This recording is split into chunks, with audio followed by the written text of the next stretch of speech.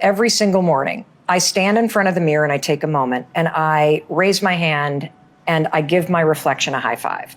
And there is so much science behind this. So instead of seeing yourself, right, and having this moment in the mirror, you know what the average person does?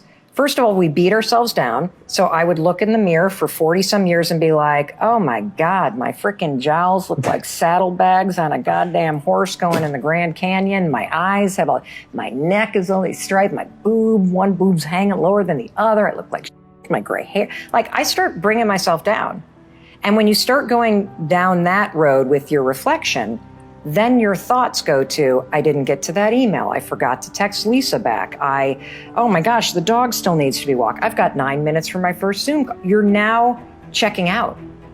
And that moment in the mirror every morning could be a profound moment where you lift yourself up and you check back in with your intention. So the first piece of research, and this is recent from Harvard Business School, is that a simple moment in the morning where you set an intention about who you're going to be today impacts productivity, how you show up as a leader. It impacts your confidence. It impacts your mood all day long. Just that simple moment of setting an intention. So that's research number one. Instead of standing in front of the sink in your bathroom and criticizing your appearance or mindlessly going on autopilot, check back in and let's teach you to make it a habit to lift yourself back up. Second piece of research, and this comes from a whole field of study called neurobics. Neurobics is like aerobics for your mind. I didn't make this up. This is literally, you can speed up the development of new neural pathways by marrying physical activity with a change in thought.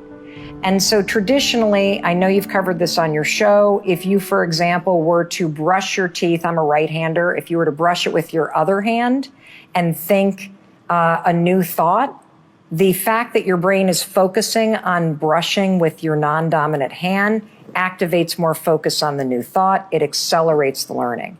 So you take neurobics, a physical activity with a different thought, and let's talk about a high five, for example.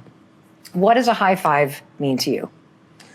That somebody did something awesome or I did something awesome. Correct. And if you think about the times in your life when you've gotten a high five, it's because somebody's like, Tom, you're amazing. Tom, get your attitude out of the can. You got this. Tom, you're going to make this shot. Tom, we can still win. I believe in you. Keep going. You have a lifetime positive association with giving